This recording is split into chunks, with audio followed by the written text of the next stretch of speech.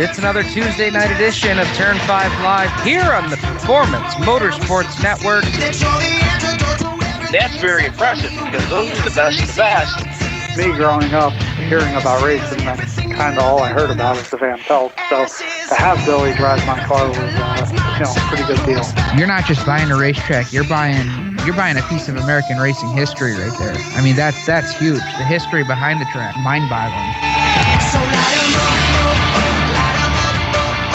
Race fans, it's time to throw it up on the cushion and get dirty. Live from the Casa de Pork Chop Studios, it's time for Turn 5 Live. Now, your hosts of Turn 5 Live, Stephen Ovens, Clint Miller, and Brad Ovens. Hello, race fans. It is another Tuesday night. You know what that means. It's another Tuesday night edition of Turn 5 Live here on the Performance Motorsports Network. Boy, Clint, I don't know about our new February show opening, but man, that gets the hair on the back of my neck standing up on end here. Hair on the back of the neck, blood flowing, jamming out. We're ready to do this and have a great show tonight. Thanks for coming in, everybody. Yeah, drumsticks are flying. We're ready to go here. Tell you what, Clint, big week as far as news goes, as far as banquets go. Just a big week. Black Rock's got the rules out. We're going to go over some highlights of those. Certainly the modifieds, the street stocks, and the four cylinders were the three big classes that folks have been really chomping at the bit to see what those rules look like. Got an interview later on tonight talking transmissions again. We talked about it last week. Going to talk about it this week with Joe Wilcox from Joe Wilcox Performance Automatics. When it comes to building racing transmissions around here, doesn't get too much better than talking to Joe Wilcox, a huge supporter down at the Woodhall Raceway and of racers all across New York State and Pennsylvania. So looking forward to hearing from Joe later on. We have all sorts of interviews tonight, Clint. We had Recorder in Hand down at the Yates County Speedway Banquet on Friday night, and first and last awards banquet for the Yates County Speedway. Clint, what were your takeaways on Friday night? Well, I thought it was a great banquet. Well done, prepared well. All the guys, it seemed to be like the prelude to the season, more or less. A lot of bench racing, guys laughing, having a good time. It's kind of the last blow off steam before it's time to to get in the garage, get the cars finished up, and get on the racetrack. And it was very informative. Dan's speech at the end was heartfelt, and it was interesting, and it was just it was good to hear him, and I'm we're gonna miss him around here. No doubt about it. It was a very emotional speech, very heartfelt, and I think for folks that Dan really took the high road, and we're actually going to play Dan's speech. Certainly, we're not going to cover all of that speech, but we did leave a lot of important parts in. We're gonna hear from Dan Harpell in his Friday night speech for the banquet coming up in segment number 2 tonight. But yeah, that was one of the big takeaways. Certainly was his speech and just trying to get inside the man's head as to where he was at, right from day one all the way through him finding out that he was not going to be the promoter in 2015. Certainly that was a bit of a shock to him, as well as quite a few folks in the racing world here in the Finger Lakes and Southern Tier. So we will hear from, we'll play Dan's speech for you in segment 2. Got a chance to talk with a lot of the drivers there on Friday night, Clint, and it really seems at this point that everybody is on board with Black Rock Speedway in 2015. A lot of drivers echoing the sentiment that everything sounds good so far, and it sounds like Mike and Sue are going about things the right way, and everybody's looking forward to seeing how everything shakes out as we get ready to start the 2015 season coming up in April. As we mentioned before, Clint, I don't know about you, but I'm just, when something new comes about, it seems like one reaction that you tend to see is negativity and people, being hesitant about change. I don't know about you, but I'm not getting that drift so far from everything that I'm hearing and reading. No, you're absolutely right. I was actually thinking the same thing before you said it. People don't like change, especially people that have been around the racetrack for a long time. I think they, with Dan, they finally saw the track, turning around, heading in the right direction. We're really looking forward to, maybe what Dan had planned in the future, and whatever happened. In steps Mike and Sue, and they kind of, they've hit the ground running, and, everything they've said, everything they've done seems to all be, for the most part, the right thing. It seems like they're in it for the racer, I hope, and we have no reason to think otherwise. This is, again, it's another clean slate for Black Rock Speedway. And, certainly with running, one of the big things that everybody wanted was a full schedule. Nobody builds race cars to race part-time. So it's nice to know that every Friday night that we're going to be at Black Rock Speedway. And, as we get into some of the interviews that we have to play for you tonight, you're going to hear a lot of things about guys that are looking forward to that full schedule. Some guys that, hey, if you run part-time, I'll be there part-time. If you run full-time, I'll be there full-time. One guy in mind comes off the bat was Chuck Winslow. Talking to Chuck Winslow, his plan is, he's never been a points racer. So Chuck is a guy that, you might see him there every single Friday night, but there's a chance you might not too.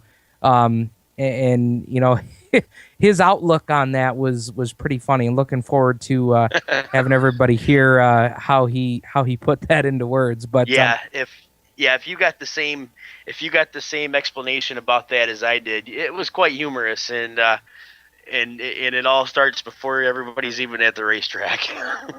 and before we get too much further, Clint, I want to extend a thank you to Dan Harpell. Dan Harpell, his staff, Mel Thomas, Steve Kellogg, and Chris Christensen was in attendance on Friday night to hand out what has become an annual award, the Jack Christensen Memorial Media Award. I was fortunate enough to be the recipient of that award, and I just want to, publicly on our show tonight, thank Dan and Steve Kellogg, Chris Christensen, Mel Thomas, all of the folks that had anything to do with that, to extend my thank you to them. We have really built something here, Clint, with Turn 5 Live. The following grows week to week, and it's people like Dan Harpell who gave us an opportunity at Yates County Speedway to really build Turn 5 Live, to build this brand that we've worked so hard on, and to become a trusted source for information as far as dirt track racing goes across New York, the Finger Lakes, and the Southern Tier. And it just to have those folks do that on Friday night is a night that I will never forget as long as I have anything to do with racing. So, got here in the Casa de Pork Chop Studios, got a nice prominent place with our photos that we took Friday night, along with the Jack Christensen Memorial Plaque. And Clint, Jack was one of the guys. I mean, when you thought of chasing racing back in the day, you thought of Jack Christensen, you thought of Doug Madison, you thought of Doc. This is why we do what we do. This is providing this to the race fans and getting to come and talk about dirt track racing, which we love so much. I mean, this is why we do what we do. Yeah, Steve, it is. And you and I, back, I don't know how many years ago it was, had actually, inquired at WFLR about continuing chasing racing. Or restarting it up after Rich and Greg Byrosh had it. And, it didn't pan out. The radio station decided to go in a different direction. And this kind of went, it just kind of went stale.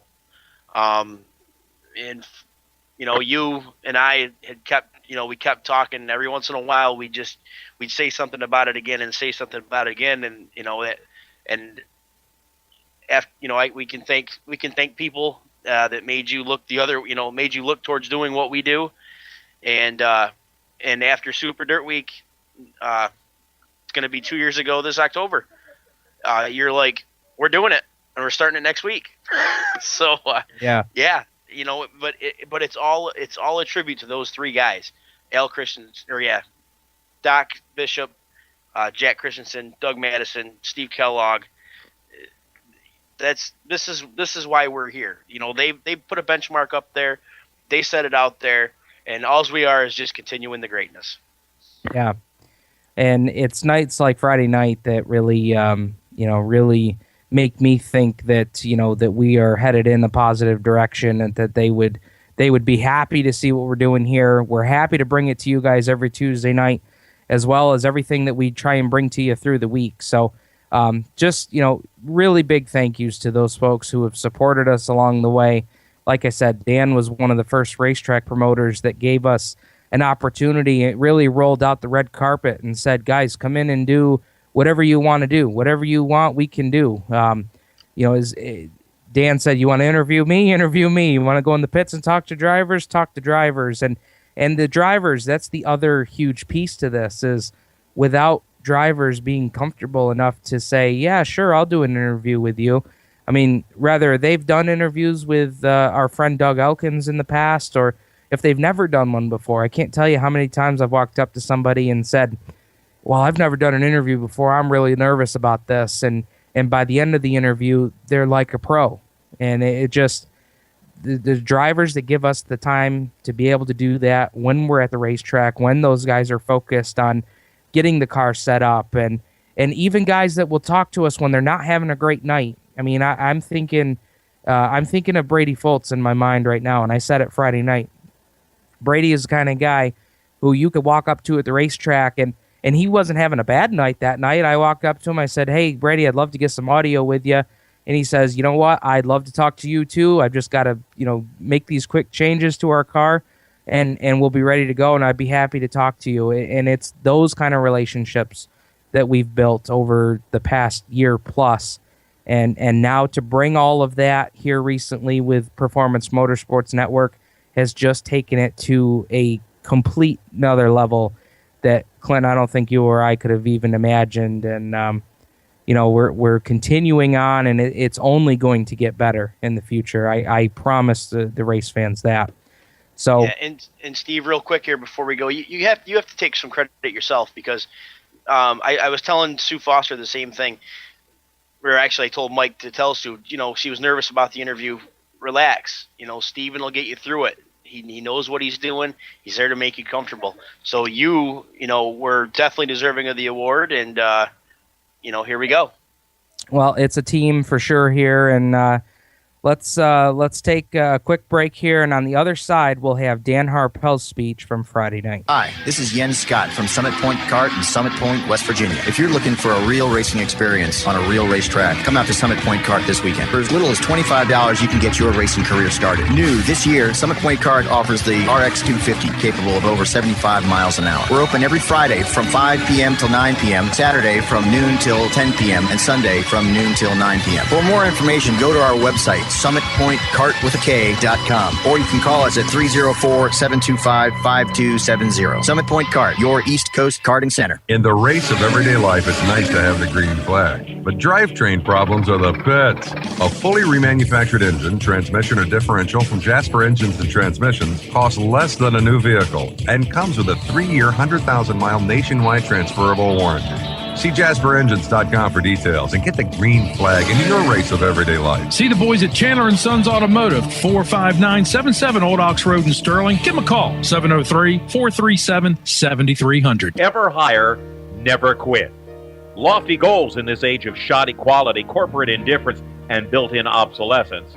It's a beacon of light in a crowded field of mediocrity. The way a company is run is an indication of how you, the customer, is going to be treated. You have a lot of choices when you're searching for auto and performance parts online and at the corner parts store. So why should you buy from Excelsior Racing? Because they're simply the best online parts supplier in the business. If you're looking for selection, ease of ordering, cost, and prompt delivery, look no further. If you have a question, our customer service hotline, staffed by knowledgeable gearheads like you, will ensure that you get what you need to fix or mod your car or truck. With 1,000 suppliers, you're guaranteed to get what you need. First time, every time. Excelsior Racing. Excellence on the track. Excellence on the road. Excellence in customer service. Online at excelsiorracing.com or call 502-909-2034. For 17 years, Stock Car Steel has been a leading materials supplier to the racing industry. Now they're also an official motorsports content partner of Race Chaser Online. The biggest names in NASCAR trust Stock Car Steel for all their raw materials, such as carbon steel, chrome moly, DOM, aluminum, plastics, and much, much more. You can't build a race car without the basic materials, and Stock Car Steel is the place to get them. Don't forget to also visit Stock Car Steel's sister company, SRI Supplies, for racing and industry. SRI is your number one source for all your shop supply needs. Nuts, bolts, rivets, tapes, adhesives, cutting tools, chemicals, body shop supplies, paint shop supplies, lubricants, and more. A well-stocked race shop is a winning race shop, and the road to winning begins with 3 letters, SRI. For more information, visit stockcarsteel.com and SRI-supplies.com. You can also find them on Facebook at Stock Car Steel and Aluminum, or call either company toll-free at 1-888-752-7272. Proving that raw talent isn't a necessity to do mobile radio, let's get back to Stephen, Clint, and Brad. Wow. Isn't that nice to come back to after what we just said in segment 1? Welcome back, race fans, to Turn 5 Live here on the Performance Motorsports Network. Steve Ovens and Clint Miller joining you here on a Tuesday night, and we're going right into Dan Harpell's speech from Friday night at the Yates County Speedway Banquet, first and last banquet for the track known as Yates County Speedway. Let's hear what Dan had to say Friday night in his address to the crowd. I've been thinking about what I want to say tonight for a long time. I could say that I'm only here so I won't get fined, but that's been used this week, so that won't work. But there's a lot of directions that I could go with this, but I decided to do, what I've always done, to take the high road. That's what I'm going to do. It serves no purpose to air the dirty laundry of things that took place, so I'm not gonna. It certainly was a whirlwind year, filled with the highest of highs and the lowest of lows. We were taking a huge risk coming in at the very last minute, which quite honestly could have ended in disaster. Things literally went down to an hour before the gates opened, before we knew we were going to open on time. Talk about stress and pressure. We held our first ever Racers Reunion on May 30th, and I was really thrilled with the turnout of retired drivers that we had for that event.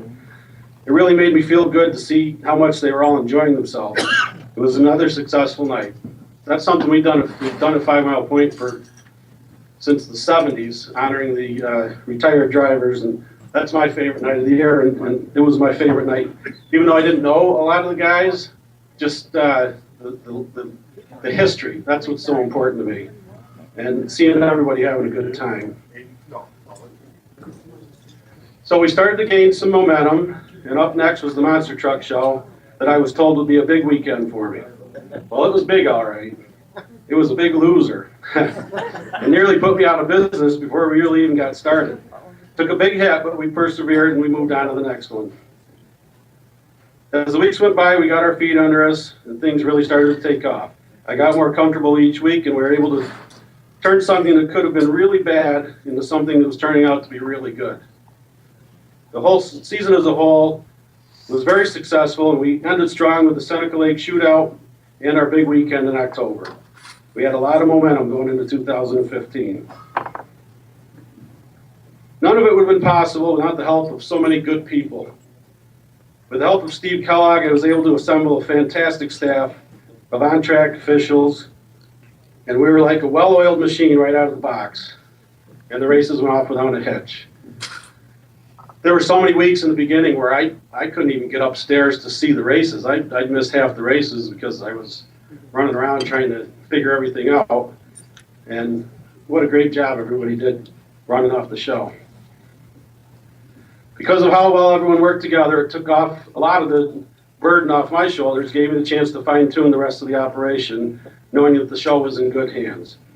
So for all of you on my staff, thank you very much.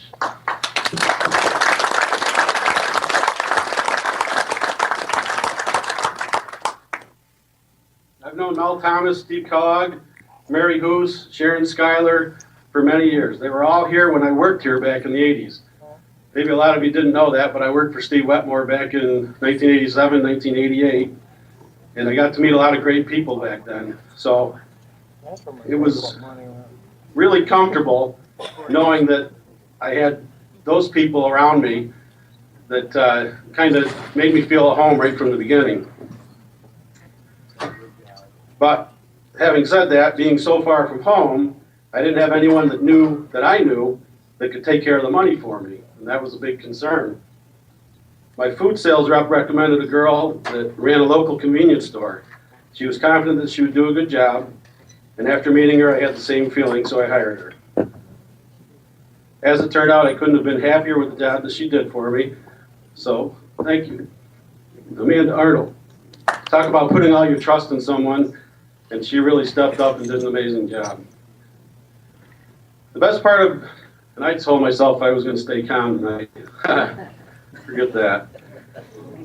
The best part of running Yates County Speedway was how many great friends I made here. There were so many people that wanted to see me succeed and were willing to help out any way that they could. I can't thank Ron Pavosky and his brother Terry enough for all the help that they gave me during the season. In case you didn't notice, and a lot of people didn't, and that's a testament to these guys, excuse me, we had a little issue on fireworks night. We had the biggest crowd of the year in the house. We really wanted things to run off smoothly to encourage people to want to come back.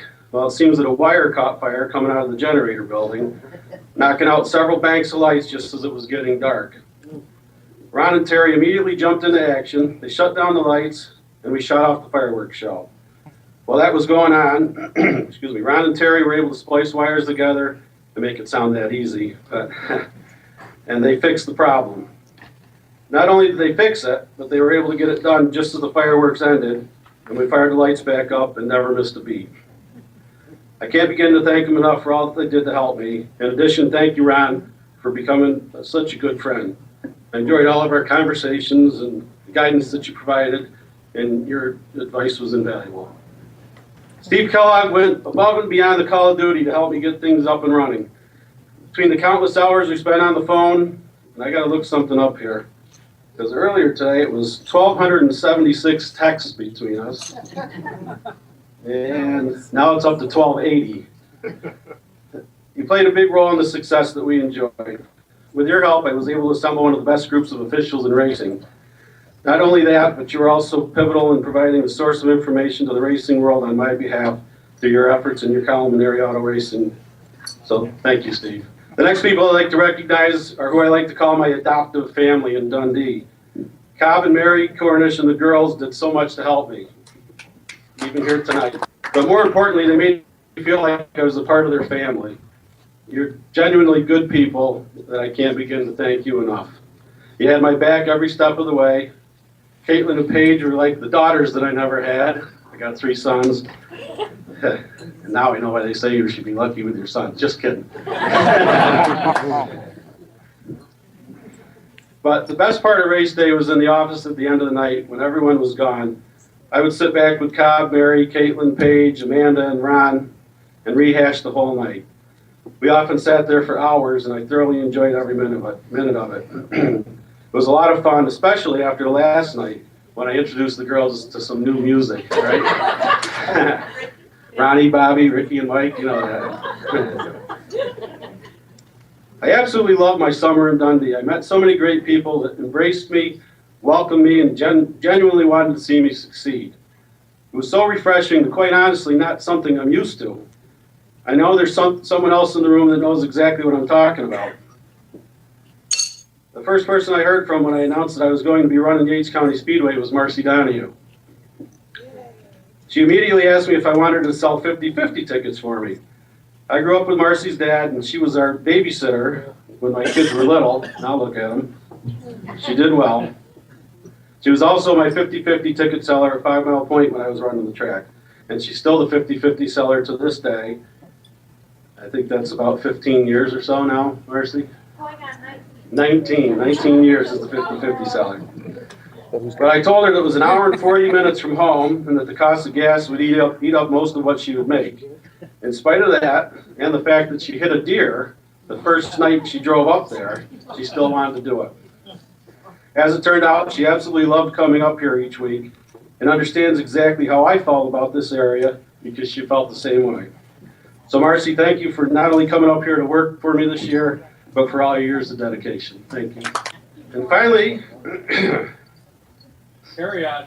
I have to thank my 3 sons, Tyler, Tanner, and Tucker. They've been working on racetracks since they were little kids, and I left the track prep entirely in their hands. I honestly could not have done it without their help. Well, I did do some of the track work during the week. I never touched the track on race day. They did it all, and they did an outstanding job. They would drive up to Dundee on Friday morning, work all day and night, then drive home at the end of the night. Oftentimes, they wouldn't get home till 4 a.m. I couldn't get them to stay up here with me because they had to get home, so they'd get up in the morning and do it all over again at 5 Mile Point. They'd work on the track there all day, and Tanner and Tucker would then race, while Tyler would serve as announcer, as he did here. During the breaks, they'd jump out of their race cars and out of the announcer's booth, and they'd jump in trucks and work on the track, and then go back and get in their race cars and race, and Tyler would get back behind the microphone and announce. And if that wasn't enough, we would all work the track at the end of the night, then get up Sunday morning and drive an hour and 45 minutes to Utica, Rome, where we also do the track prep. So needless to say, I'm very proud of them. They're not only my kids, but they're my best friends. So I could very easily stand here now and have a lot of really bad things to say about what took place that led to me not coming back next year. I could tell you about all the underhanded things that occurred, and I'm sure that you probably wouldn't believe it if I told you. We know him well. But what will this accomplish? I was raised to take the high road, and that's what I'm going to do. But I'll tell you this, I had every intention of coming back and was already working on the 2015 season. Not coming back wasn't even a consideration. On season championship night, I held a driver's meeting, and someone raised their hand and asked me if I was coming back next year, and I said yes. Everyone applauded, and I can't tell you how much that meant to me. I've been in this business for 30 years. That's the first time anything like that had ever happened. And that moment validated everything for me. All the hard work that we put into making this a successful year felt worth it at that moment. As I said before, we were really much more set up to fail than we were to succeed coming in here at the last minute. But we made it work, and I'm incredibly proud of that.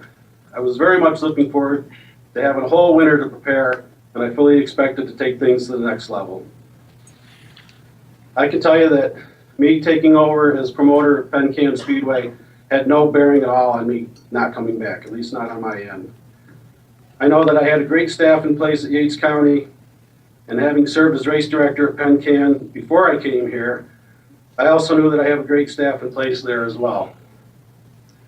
There's no question in my mind that I had the right people in place to be able to run both tracks. Unfortunately, I won't get the chance to find out. In spite of how I might feel inside, I'm very grateful for the opportunity to get back into the race promoting business again.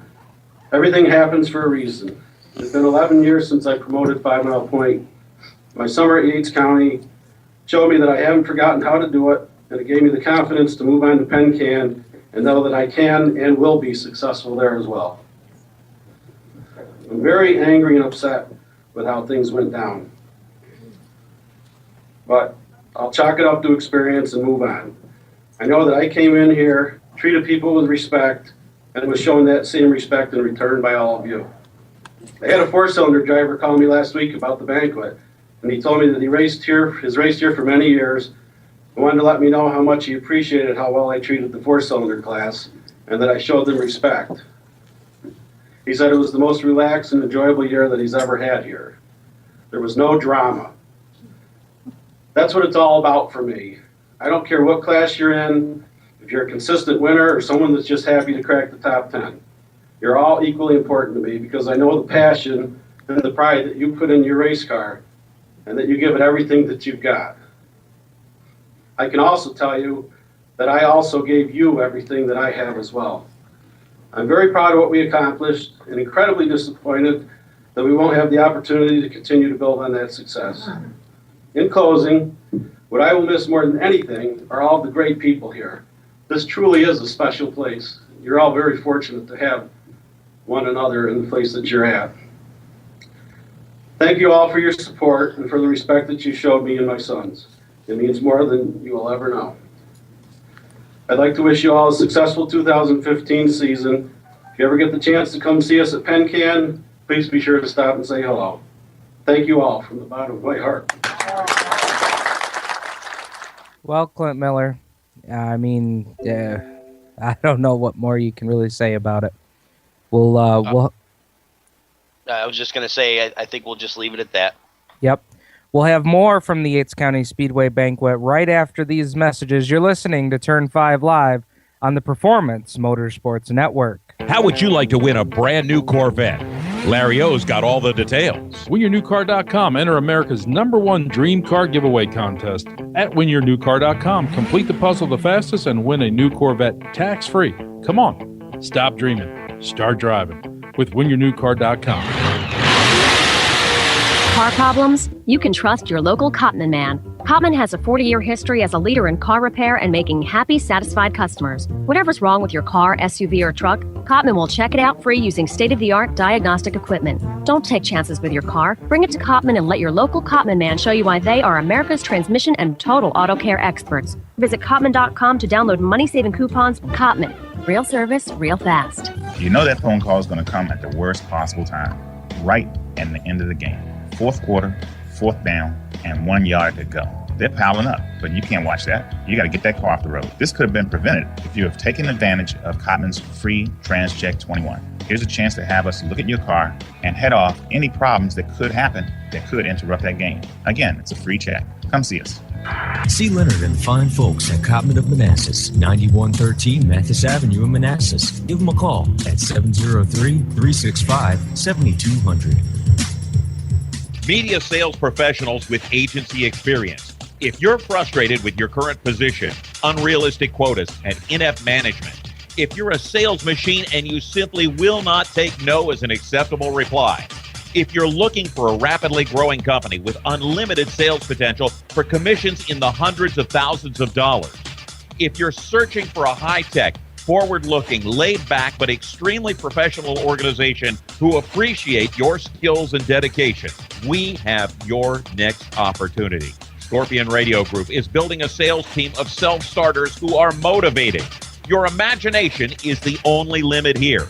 Call 717-749-0444 or email us at scorpionradiogroup@gmail.com. That's 717-749-0444 and ask for Sue. Hi, this is Jens Scott from Summit Point Kart in Summit Point, West Virginia. If you're looking for a real racing experience on a real racetrack, come out to Summit Point Kart this weekend. For as little as $25, you can get your racing career started. New this year, Summit Point Kart offers the RX 250 capable of over 75 miles an hour. We're open every Friday from 5 p.m. till 9 p.m., Saturday from noon till 10 p.m., and Sunday from noon till 9 p.m. For more information, go to our website, summitpointkartwithak.com, or you can call us at 304-725-5270. Summit Point Kart, your East Coast karting center. Hi, race fans. This is Jeremy Trank, and now back to Stephen, Clint, and Brad. Welcome back, race fans, to Turn 5 Live here in the Performance Motorsports Network. Steve Ovens, Clint Miller joining you here on a Tuesday night. B-Rad's off doing that work thing tonight, so he will not be able to join us tonight, but we'll have him back here next week. Clint, let's get into some interviews here as far as champions go for the 2014 season at the Yates County Speedway. Wanted to start first with the premier division in 2014, the Crate Sportsman, and Casey Pavlik pulled off the championship. Let's hear what Casey had to say. I'm going to get a chance to talk to the 2014 Yates County Speedway Crate Sportsman track champion, Casey Pavlik. So is this set in yet? Yeah, a little bit. I mean, I got a trophy now to say, hey, I got it. Yeah. I mean, it's one of those things that now you can look back and just look at all the work you guys put into it all season, and it all culminated with the championship. Oh, definitely. I mean, we put hours and hours in to make sure the car was right, nothing was going to happen. And now I got my first dirt championship. I can kind of sit back and just go to win races and have fun. And not that I didn't have fun, but no stress. It gets into your head, people can say that it doesn't, but when you're in 1-2 in points, it's got to get into your head a little bit. Oh, definitely. You go the first half of the season, I don't care. I don't worry about it. And you get down to that last month, you're crunching numbers. You're figuring out where you got to finish, where they got to finish, and we just like to have fun. So if we want to go to a special show here or there, we might just do it. Yeah, and with the point system these guys were working with heat points, that last night, it wasn't just a feature finish. It was, okay, how did he do in the heat race? How did I do in the heat race? It really came down to the last lap. Oh, definitely. All throughout the year, our heat game was right on top, and Brady struggled just a little bit in the heat, but he got me back in features. But with the heat points, I could sacrifice a spot or two in the feature with that 5 bonus points. Now, moving on to this season, they're doing away with the heat points, but I imagine that probably doesn't change too much for you guys. No, we still got to race. We still got to race our way into it. Even without the heat points, it's still a good judge of the track to see what you're going to have to do, adjustments to be made on the car. So it's not going to change an awful lot other than the point system. 2 big dates coming up for the Grit Series Grit Series as well. Those will be big shows. Definitely. I don't know if we're making 5 Mile. Depends on if I get the car on time. But the Cabin Fever race, we'll definitely be there, and we'll be in the race for that one for sure. Oh, that's good stuff. I want to give you a chance to thank all your crew and sponsors that helped you get this championship. We don't have many, but they're the best there is. My mother, my father, my grandmother, my wife Lisa. I just got married last month. Congratulations. Thank you very much, I think. CNS Services, Mitzi's Hairstyling, Panalogic Incorporated, Hartman Motorsports. Without them guys, we wouldn't be doing this. Well, he just got married in December, and I'm getting married in October, so I'm going to be coming to Casey Pavlik for some advice here. That's Casey Pavlik, 2014 Yates County Speedway Crate Sportsman Track Champion. Well, there's Casey Pavlik. Clint, he's got the pressure off him now. He's got a championship. I don't see any reason why Casey Pavlik couldn't be a guy that takes 5 wins next season in the Sportsman. Well, the Sportsman class is really tough.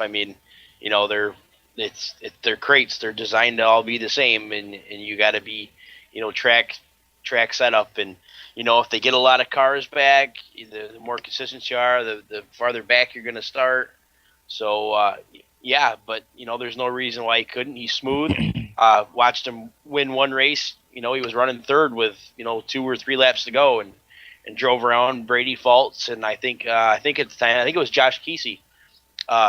Drove by him on the outside, or no, it was Ross Fleck, and drove by him on the outside, and that was really cool because that was definitely the move of the night.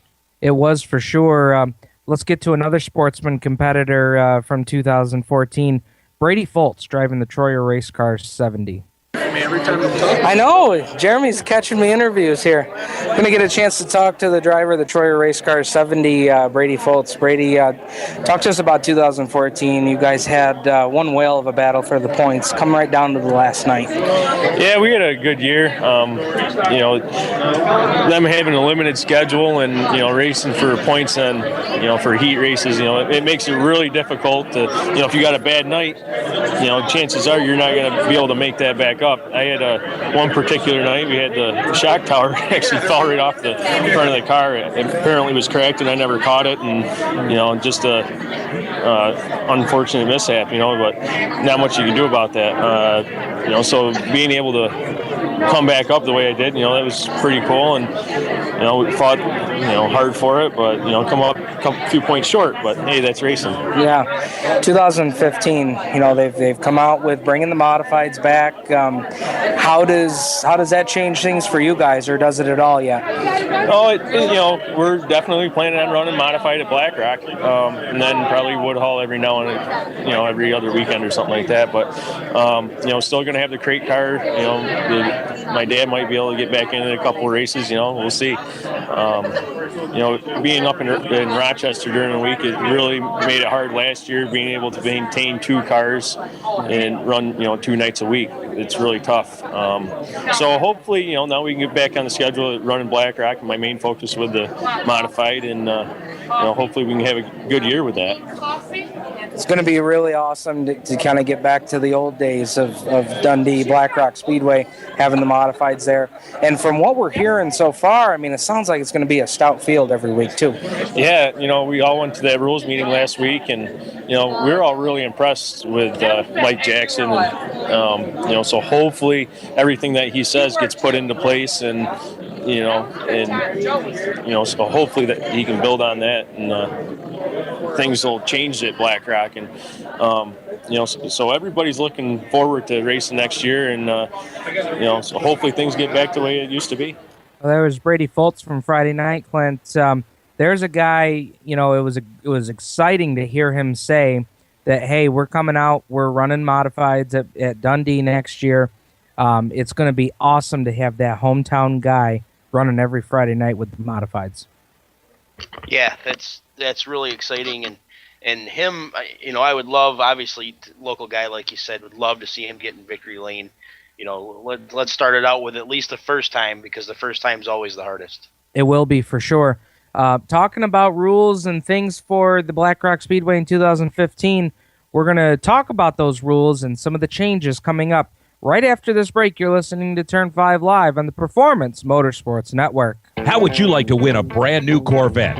Larry O's got all the details. WinYourNewCar.com. Enter America's #1 dream car giveaway contest. At WinYourNewCar.com, complete the puzzle the fastest and win a new Corvette tax-free. Come on, stop dreaming, start driving with WinYourNewCar.com. You hear that? That's the sound of America's only sports car. That's right, it's a Corvette. But not just any Corvette. It's your Corvette. It's that who cares if there's traffic part of your day. And this can be you when you come to Cooper Corvettes. With 60 years of Corvettes to choose from, there's always a Corvette in your budget. And they'll service any Corvette you bring in. Cooper Corvettes on Route 1 just north of Quantico and Triangle. Call, click, or visit CooperCorvettes.com. Hi, this is Jens Scott from Summit Point Kart in Summit Point, West Virginia. If you're looking for a real racing experience on a real racetrack, come out to Summit Point Kart this weekend. For as little as $25, you can get your racing career started. New this year, Summit Point Kart offers the RX 250, capable of over 75 miles an hour. We're open every Friday from 5 p.m. till 9 p.m., Saturday from noon till 10 p.m., and Sunday from noon till 9 p.m. For more information, go to our website, summitpointkartwithak.com, or you can call us at 304-725-5270. Summit Point Kart, your East Coast karting center. In the race of everyday life, it's nice to have the green flag, but drivetrain problems are the pits. A fully remanufactured engine, transmission, or differential from Jasper Engines and Transmissions costs less than a new vehicle and comes with a 3-year, 100,000-mile nationwide transferable warranty.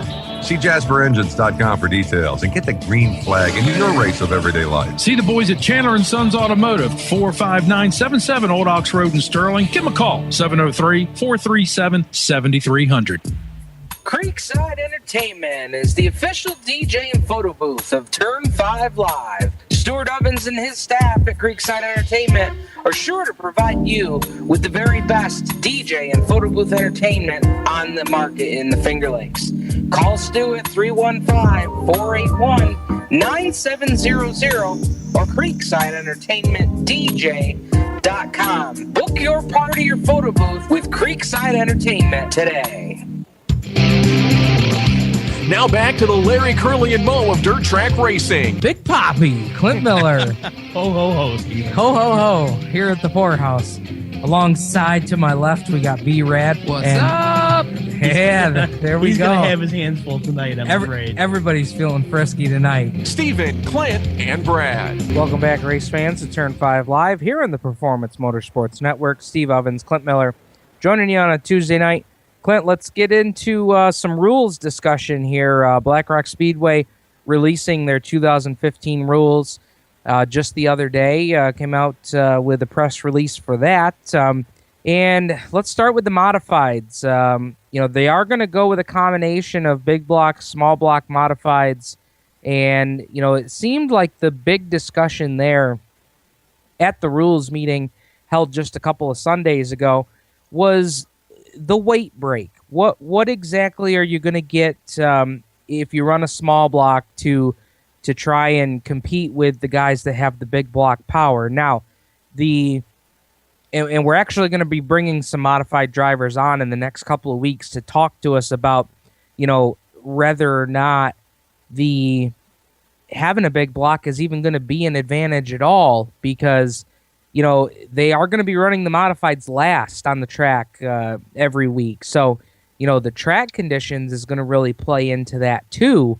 Talking to some folks at the banquet on Friday, Clint, I'm thinking, and this is just me, I don't own a 358 modified, but I'm thinking the small block is not going to be a bad choice because, you're the last feature of the night. Track's going to get dried out. It's going to get slick.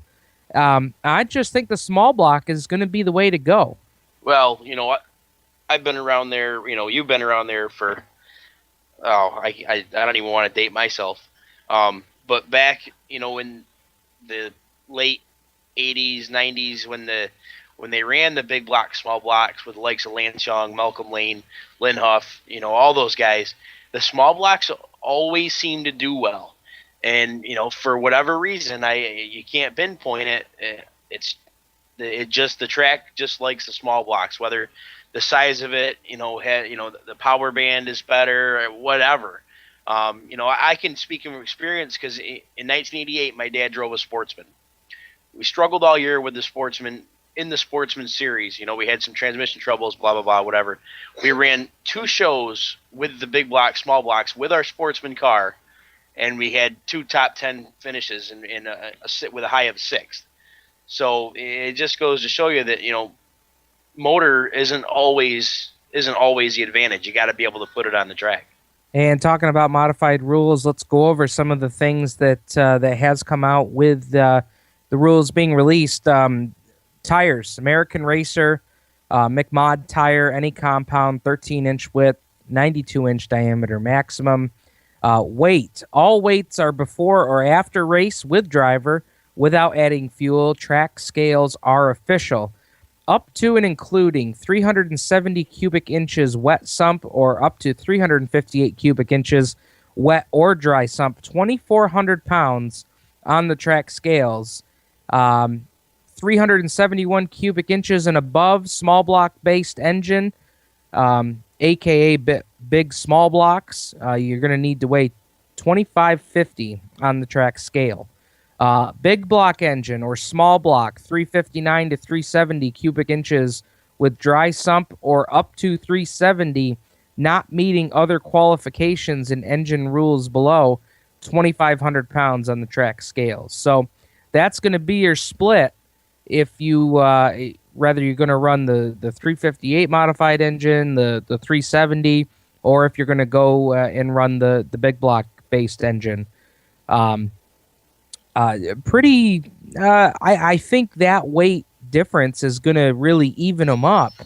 But again, like we said, tires, depending on what compound you go with, depending on how the track slicks off that night, that's really going to tell the story as to what is going to be the way to go. And to be honest with you, Clint, I think that's going to be a moving target all season long. I really do.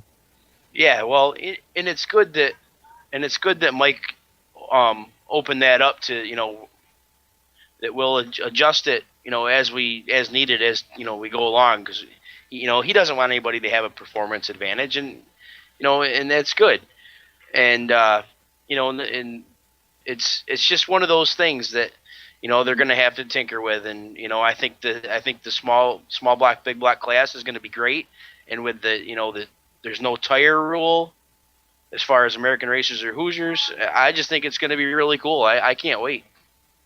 Now let's move on to the street stock division, and this was the one that everybody seemed to be waiting for. If you work on street stocks, own a street stock, race it, what have you there. Factory OEM, automatic, or standard transmissions. All gears must work. Bert Falcon transmissions allowed. See weight rule. And we'll go down to the weight rule to talk about, guys that are going to make that choice to run the Bert or Falcon. This is, as far as weight, this is what they're going to have to do. Now, again, minimum weight with driver after heat and feature. Of course, they do weigh the cars. And Clint, in the years past, I'm not sure if it's been just the heat race winner or if it's been, maybe top 3 or top 5 from the heat races, and then, anywhere from top 5 to top 10 from the feature. But for the street stock, 2,900 pounds, street stock with the direct drive, it's got to weigh 3,100 pounds. If you have a crate street stock, 2,800 pounds with a 4-barrel, 6,200 chip. Crate street stock with a direct drive, 3,000 pounds, 4-barrel, 6,200 on the chip. 400 GM, 3,200 pounds. Only Bert Falcon direct drives allowed. No tolerance there. So Clint, let's get your reaction. The Bert and Falcons are in, but boy, they've got to add some weight to them. Yeah, they do, and I know that, we're gonna listen to Joe Wilcox a little bit later, and he's got his opinions, and we've got all our opinions, and I can't wait to hear what Joe has to say. A lot of people feel that any weight addition that they're gonna have to be isn't gonna be enough, and without putting them in front of the firewall. So it's going to be interesting for sure. Now, some other clarifications that Mike Jackson sent along to me tonight before the show started was one thing that they do need to clarify in the rules, and they will be doing that very soon, is the part numbers on the transmission that you can use, whether it's a Bert or a Falcon.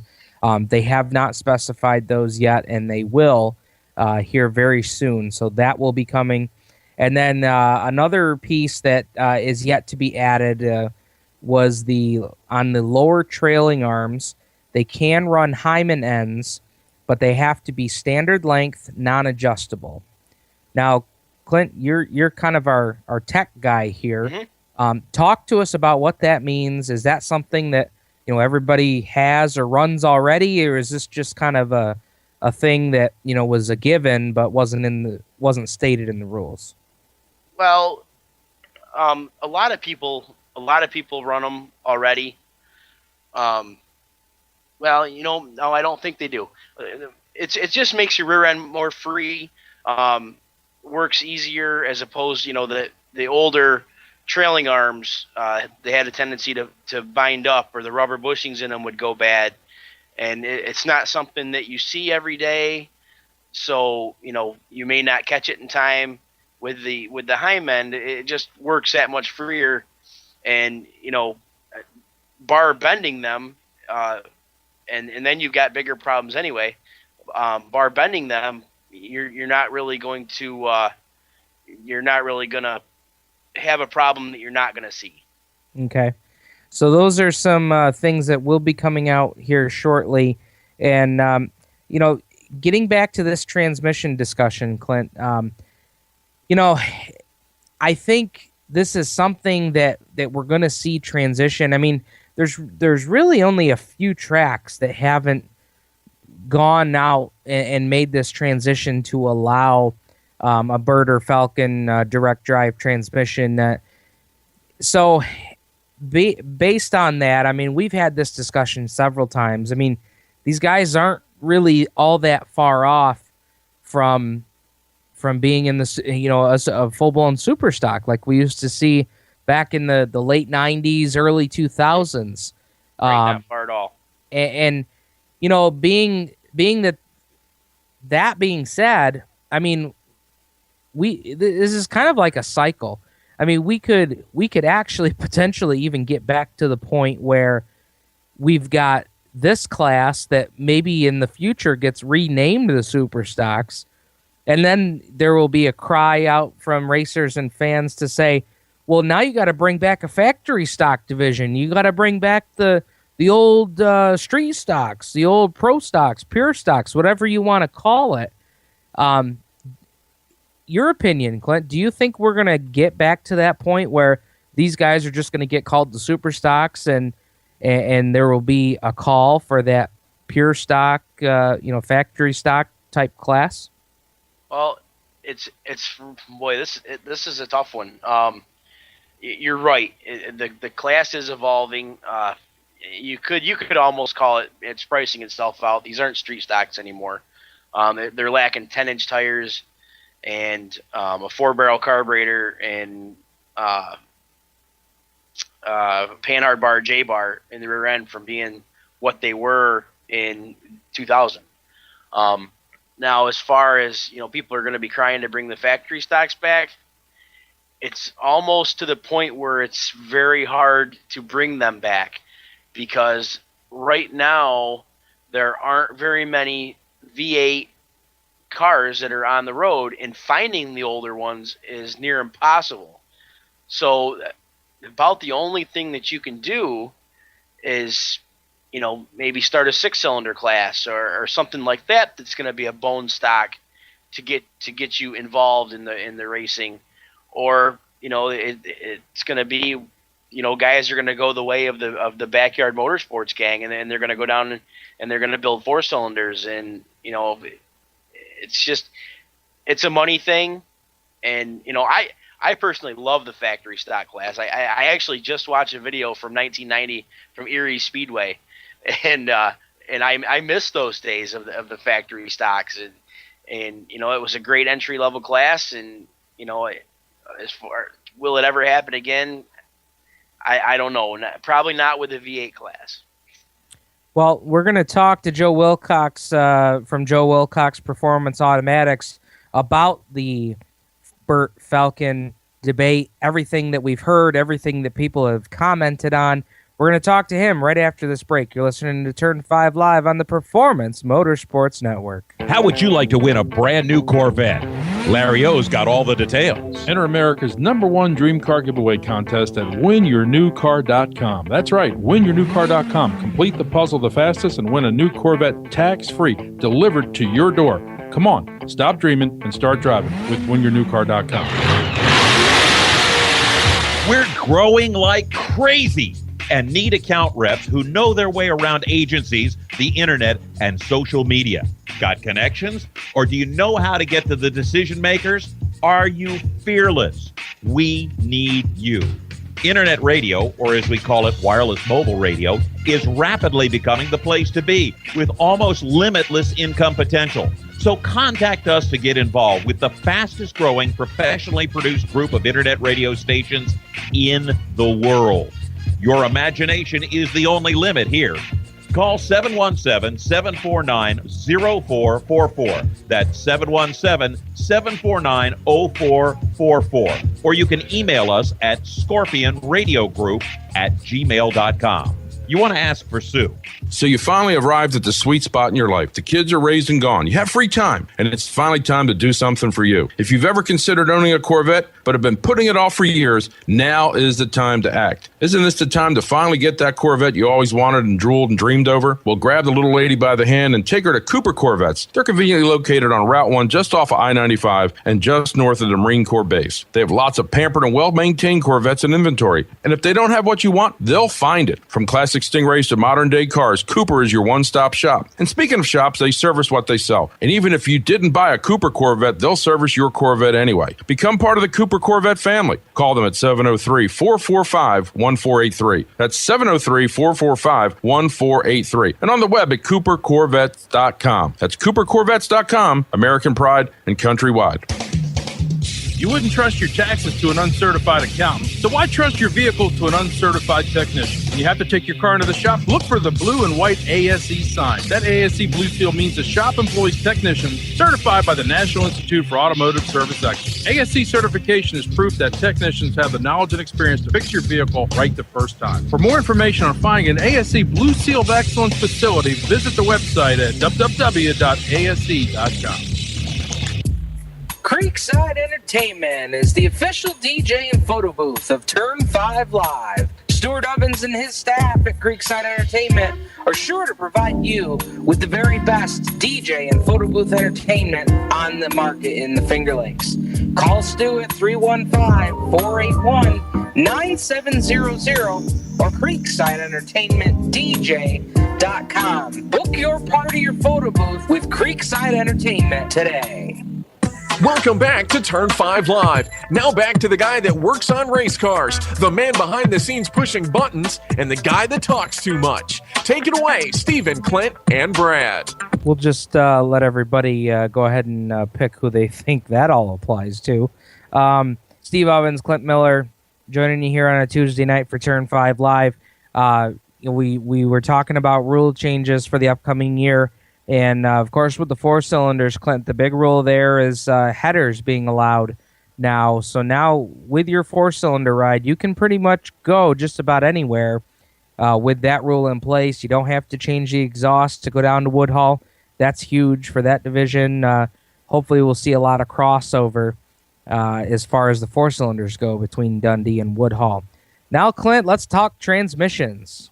Okay. Now we're going to go off to the hotline and bring in Joe Wilcox from Joe Wilcox Performance Automatics. Going to talk a little transmission here, and Joe, let's get right into it. Black Rock Speedway comes out with their rules.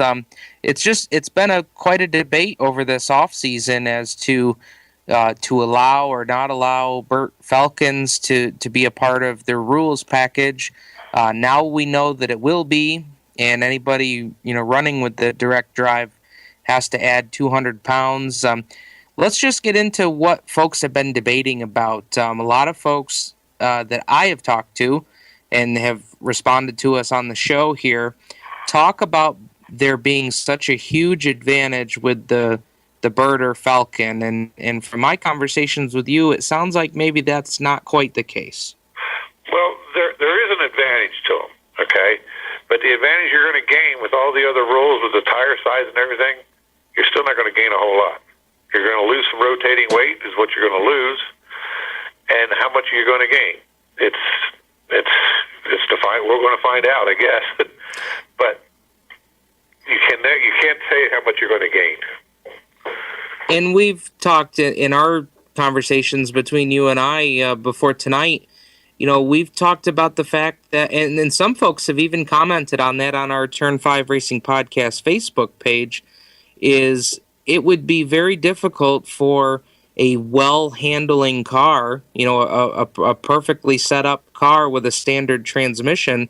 It would be kind of difficult for somebody to just throw in a Falcon and think that, they're going to go from a 5th or 6th place car all the way up to a winning car. If you take an average 4th, 5th, 6th place car and you put a Falcon in, I still don't think you're going to have a winning car. That's not going to be that much. It's not going to give you that much difference. And to say that the big advantage, it's an advantage, but it's not a big advantage. You still got to put all that to the ground and make traction. It's a cheaper way to go for you. The initial cost might be more expensive, but overall it's cheaper. And you've talked to me about racers, customers of yours that have had their Falcon Bert transmissions for over 10 years. Like I said, cost-wise, it's much more. It's a better way to go with a Falcon Bert or Brent. Cost-wise, the initial cost up front is going to be more, but in the long run, it's going to be. You're not going to have expenses on repairs constantly. They're a good transmission, whether you use a Bert or a Falcon. And it's overall cost, it's cheaper to run a Falcon. I'll agree with that. We've talked, certainly the racers that have these in their cars racing. I mean, certainly there's been debate there, but As far as what a casual race fan sitting in the grandstand are going to see, I don't know that you'd really necessarily be able to tell the difference. Not your average race fan, no. Not your average race fan will be able to tell the difference. Now, some of these bigger races that we have or had, I mean, even the World 100, a Falcon or Bert didn't win that. That's true. Last year or the year before. And we saw how good the racing was that day with that combination of rules. It just doesn't seem like, this is what we wonder, and that's why we've brought you in on the show tonight. We wonder, is this all much, is this all a big to-do really over nothing at this point? It's what the racers want. They think anything that gives them advantage, they think it's an advantage. There's guys out there that are not running a Falcon or Bert, but they're pretty much running direct drives with their power glides or their Saginals that don't have all the gears in them. So they'll do anything to win. Yeah. And if they think the Falcon's going to make them win, that's what they want. We've talked in the past recently here about, if you wanted to upgrade to that Bert Falcon transmission, some guys, would want to try and find something that's used out there, but sometimes that can be hard to come by too. Well, with all the changes at all the tracks, a used Falcon or Bert right now is almost impossible to find. And if you find a used one, they're going to be anywhere from $650 up to $850. And that's where we talked about, the upfront cost of making that transition. The upfront cost would be a brand new Falcon with coupler would be $12.99 plus your shipping. And the only thing you have to do then probably would be add a clutch master cylinder and your drive shaft. So you're going to have probably less than $1,500 for the whole setup. Yeah. Clint Miller, my co-host here, and I have talked about the fact that, the way the rules have adapted over the years.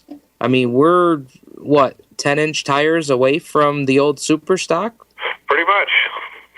And if you go back to the old super stock days when they were super stocks, and you take a lot of guys, and then they made the direct drives legal in those. A lot of guys didn't change over because they didn't know how long the class was going to last. You take Kenny Peoples, Sr., the old yellow truck. He ran a power glide, but he still won races against the guys with the Falcons and Berts.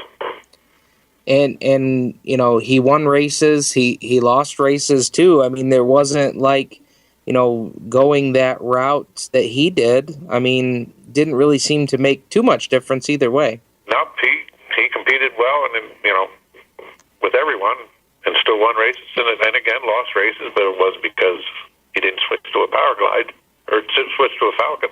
We've talked about where this class is heading in the future, and certainly your business is a small piece of the changes that we're seeing in this class.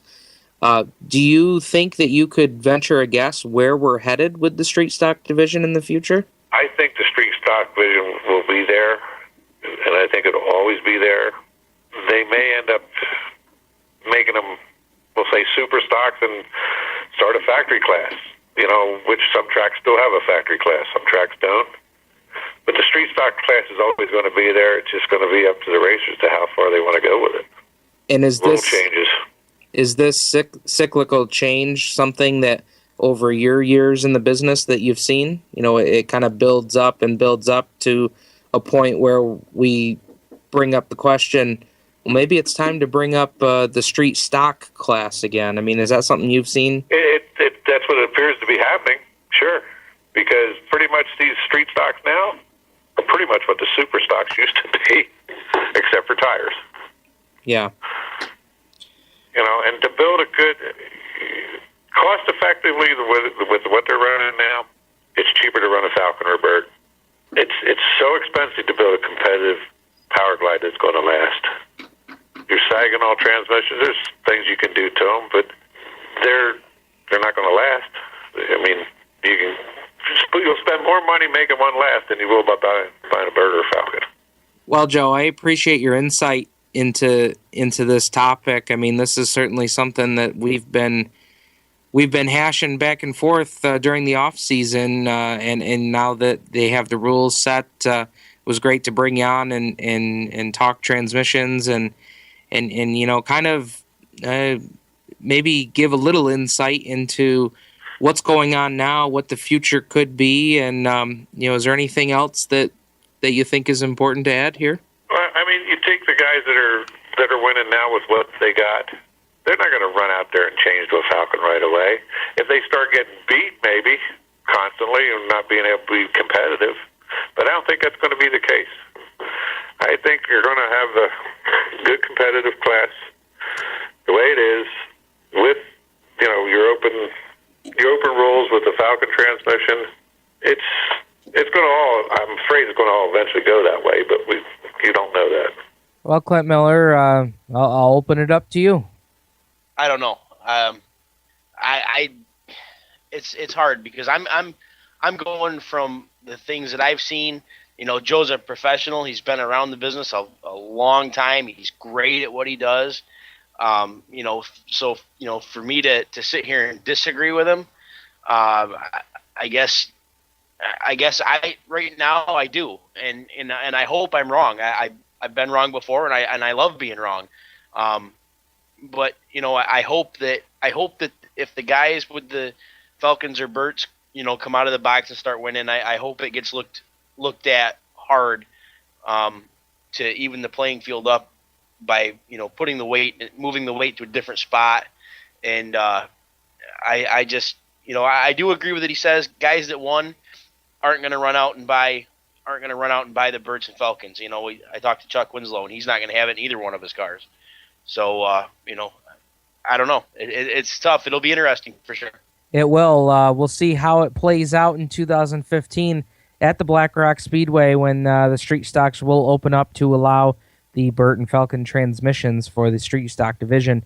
We're going to go off to a break. We're going to talk news. On the other side of this break, you're listening to Turn 5 Live on the Performance Motorsports Network. Hi, this is Jens Scott from Summit Point Kart in Summit Point, West Virginia. If you're looking for a real racing experience on a real racetrack, come out to Summit Point Kart this weekend. For as little as $25, you can get your racing career started. New this year, Summit Point Kart offers the RX 250 capable of over 75 miles an hour. We're open every Friday from 5 p.m. till 9 p.m., Saturday from noon till 10 p.m., and Sunday from noon till 9 p.m. For more information, go to our website, summitpointkartwithak.com, or you can call us at 304-725-5270. Summit Point Kart, your East Coast karting center. In the race of everyday life, it's nice to have the green flag. But drivetrain problems are the pits. A fully remanufactured engine, transmission, or differential from Jasper Engines and Transmissions costs less than a new vehicle and comes with a 3-year, 100,000-mile nationwide transferable warranty.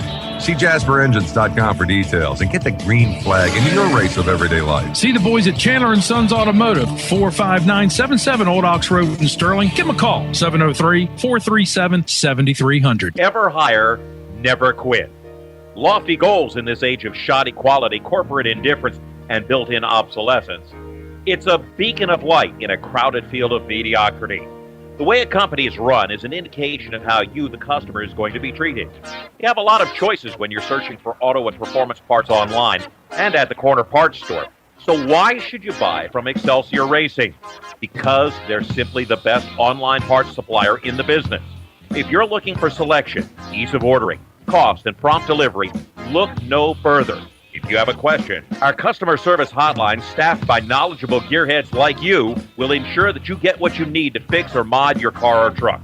With 1,000 suppliers, you're guaranteed to get what you need. First time, every time. Excelsior Racing. Excellence on the track. Excellence on the road. Excellence in customer service. Online at ExcelsiorRacing.com or call 502-909-2034. For 17 years, Stock Car Steel has been a leading material supplier to the racing industry. Now they're also an official motorsports content partner of Race Chaser Online.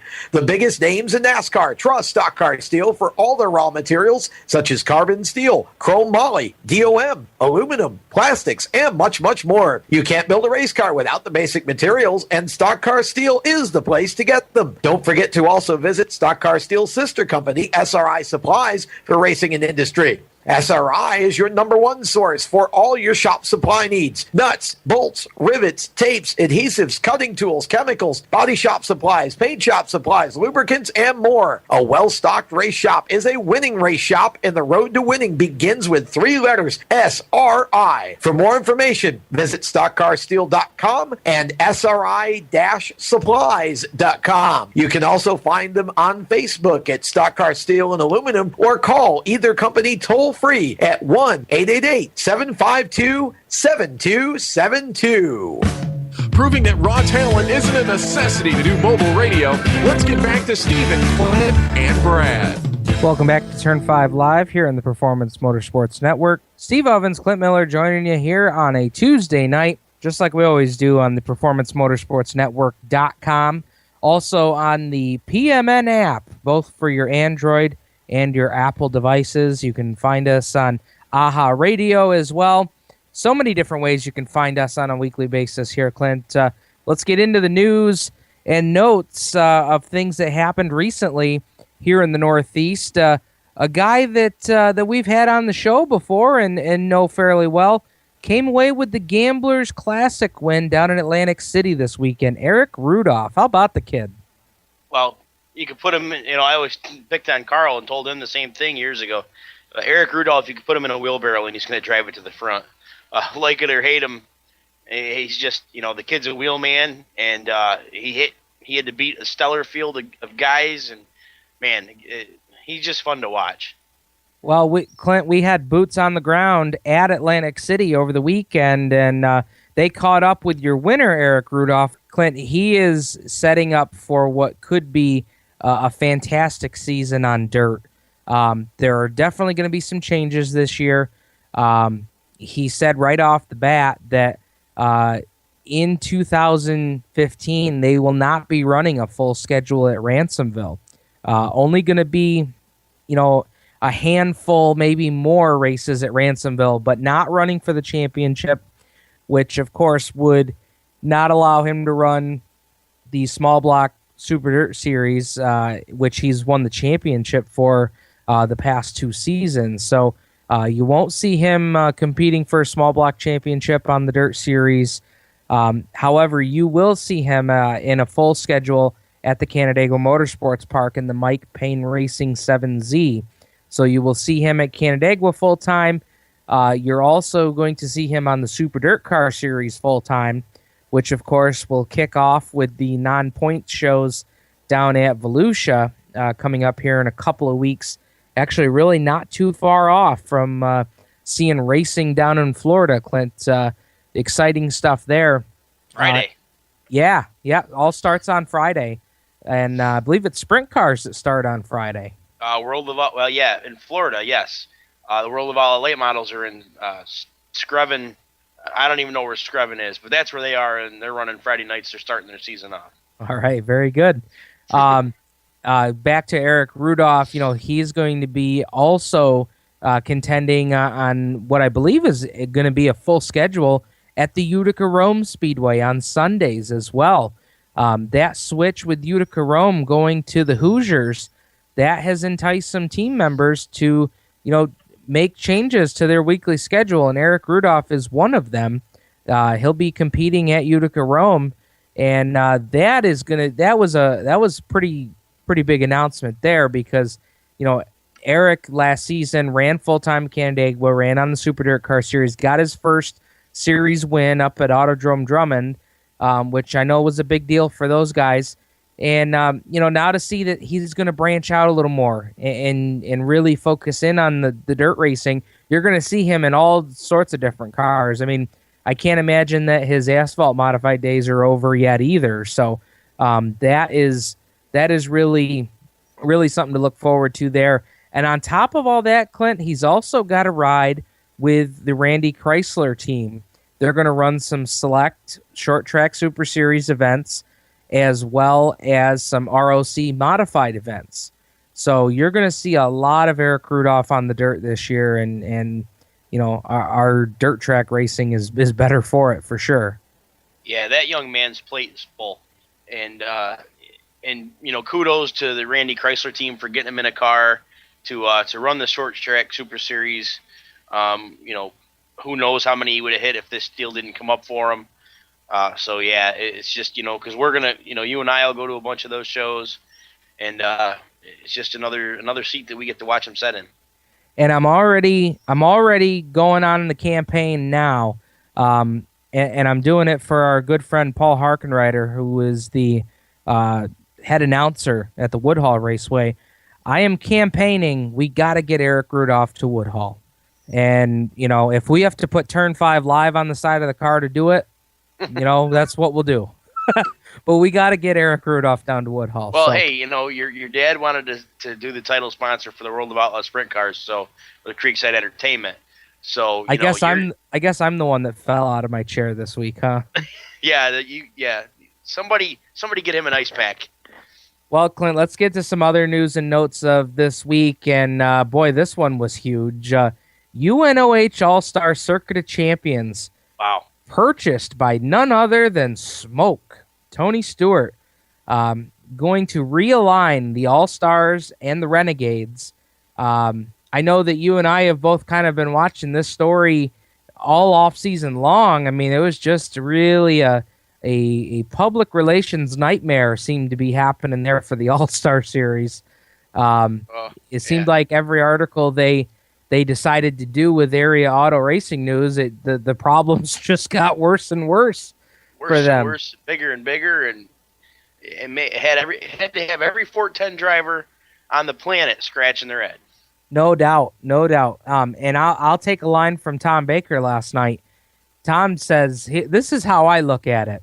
The All-Stars and the Renegades are your two teenage children who just got into a bickering match, going back and forth.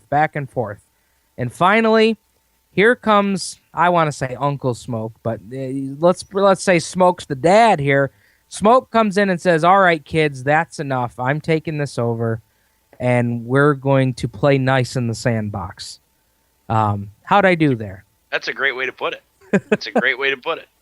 So, speaking of All-Stars, they will be getting started soon here in Florida as well. And really excited about this show. Coming up in June, they will be making a trip to the Canandaigua Motorsports Park. So, going to get a chance to see the All-Stars right here in our backyard over there at CMP. Looking forward to that. And don't they have? Let's put a little shameless plug to our Grit Racing Series family. I do believe they've been added on the schedule for that night. That was one of the things that came out this week. And the Grit Series, that's a great segue, Clint. They got breaking news today. They are now, the title sponsor of the Grit Series is now SUNY Canton. So to now be called the SUNY Canton Grit Series. So congratulations to the Starks and Mike Perry and everybody there at SUNY Canton on that announcement today. That breeds nothing but good things for the Grit Series as well as for SUNY Canton. So congratulations to those guys. World of Outlaw Sprint Cars, they'll be getting their season started as well down in Florida here, coming up right shortly here. The World of Outlaw Late Models will be heading down that way as well. And I wanted to bring up World of Outlaw Late Models, Clint, because our hometown guy, Tim McCready from the Watertown area right here in central New York, he is teaming back up with Tommy Greco, former crew chief when T-Mac and that team won the World of Outlaw Late Model Series championship. Clint, you watched T-Mac's late model goings certainly a lot closer than I do. They had a great season, third in points. I know, you always want to win the championship, but boy, good momentum heading into this year, bringing back Tommy Greco. Oh, it's fantastic. When I heard this, I had actually forgotten that Tommy Greco was his crew chief years and years ago. I had forgotten, and I was actually talking to a guy at the bowling alley in Canandaigua, and he was talking about leaving to go, flying down to Screven, and he said him and Greco, and I thought, wait a minute, that's right, and I'm just really excited for T-Mac because that he just left Clint Boyer Racing, Greco did. So you know how much stuff that he learned over there working with Don O'Neill and Steve Francis. Who are no slouches. No, not at all. They've got as many laps around as anybody does.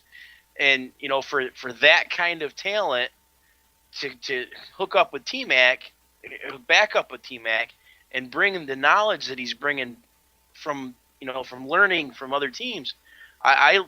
He won 3 races last year. I could see him doubling that, upwards to 8, this year, if not more. I think you're absolutely right. Going to look forward to watching those guys and see what success they bring in the 2015 season. Other news and notes, Joe Skotnicki, we talked about this previously. Joe Skotnicki out at World Racing Group, no longer the director and race director of the Super Dirt Car Series. But that's okay. But that's okay. He already has a home, right close to home, actually, at the Lancaster Speedway. So he will be Vice President of Strategy and Operations for the Lancaster Speedway. And, of course, that's Lancaster Speedway, Dragway. For anybody into the asphalt racing or drag racing, you obviously know Lancaster or heard of it before.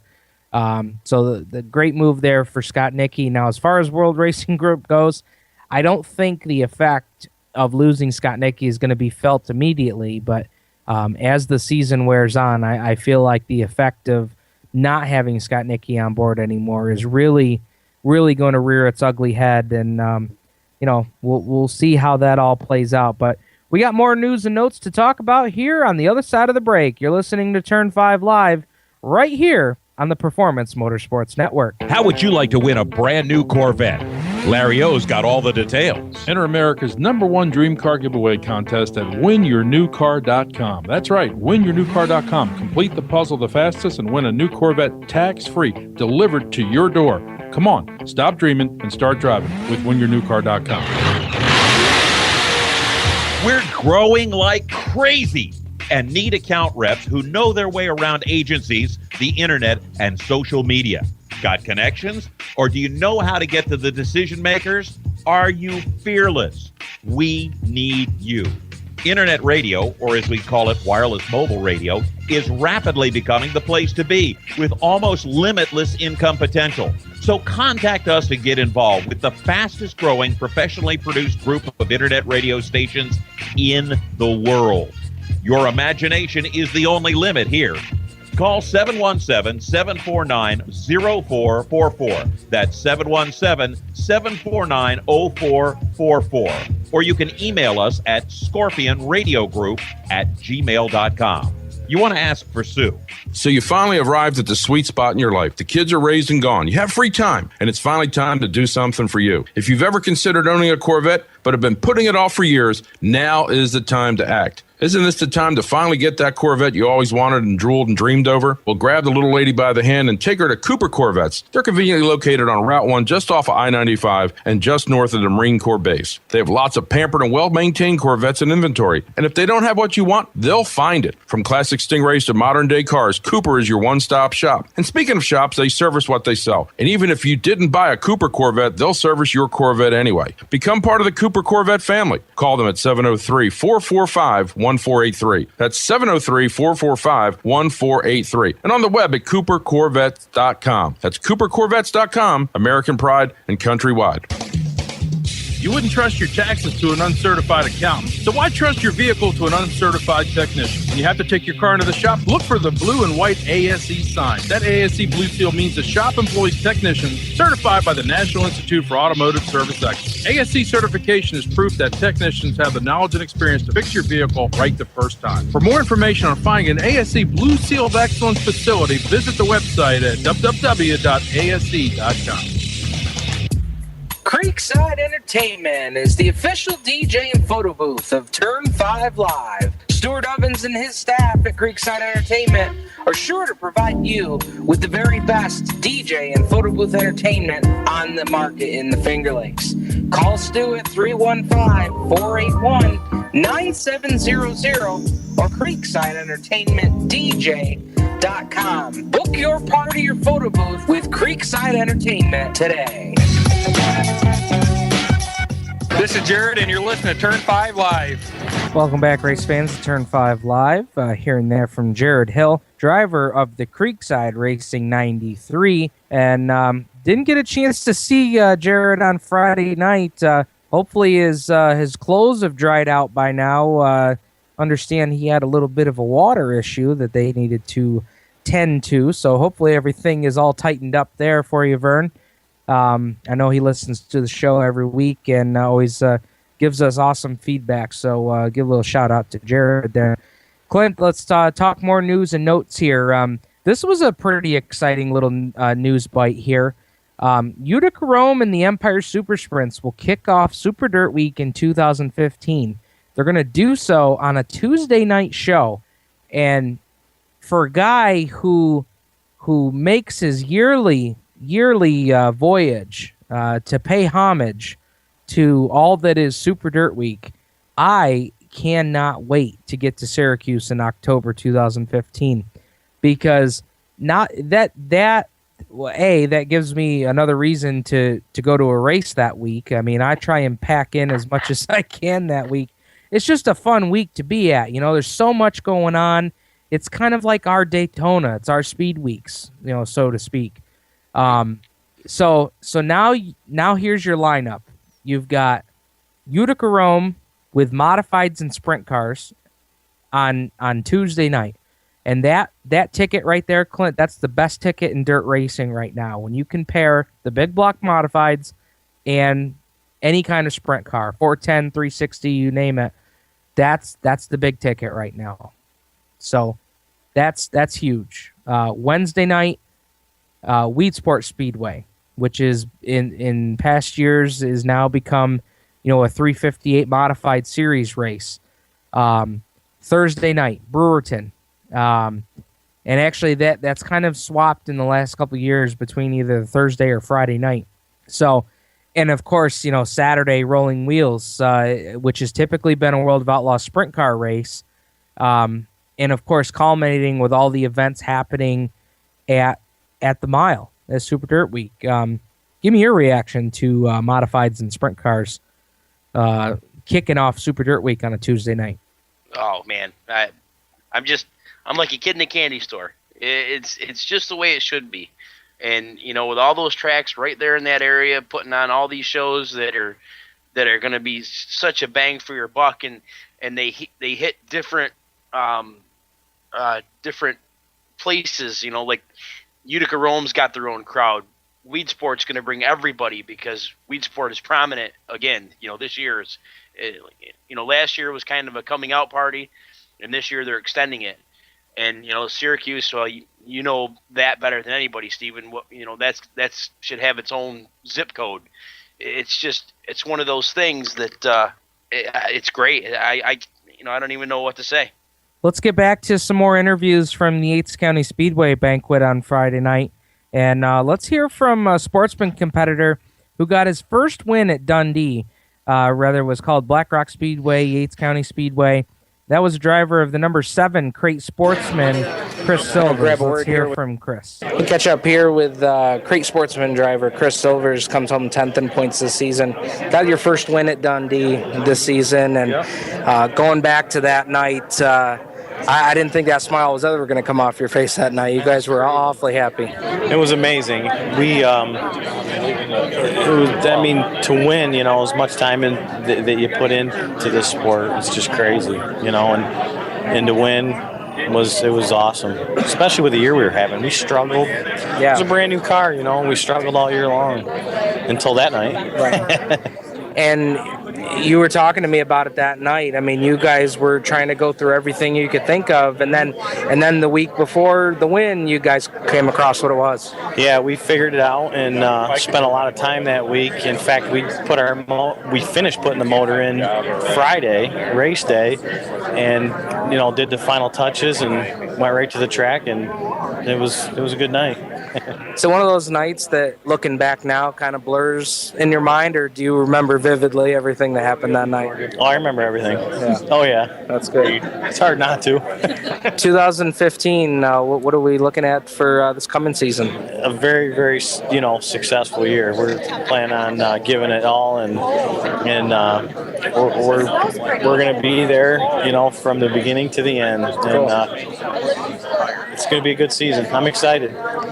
Everything, I imagine, typical off-season stuff, getting things freshened up, getting things ready to go. Oh yeah. We're we didn't race that many races last year. 11 races isn't a lot, so didn't really have a whole lot. God, our body was like brand new up until the last race. In fact, my dad had said the last race, he goes, "Man, we've been pretty lucky, Chris. Haven't even had to bend a panel or anything." And what happens next? Boom. The very last night. Yeah. Yeah, so other than that, really didn't have to do anything, so we'll be ready. Can't wait. Well, there's Chris Silvers, sportsman driver at Black Rock Speedway in 2015. There's another guy there that I think really could break out in 2015. Picked up his first win at Dundee this past season, and that interview there, Clint, that night, talking to Chris after his first win at Dundee, the excitement, the emotion, they had just struggled terribly. They tore everything apart they could think of, and finally came across what it was. And the first night back out, they come out and pick up a win. Just huge for those guys. Looking forward to see what they have in store for 2015.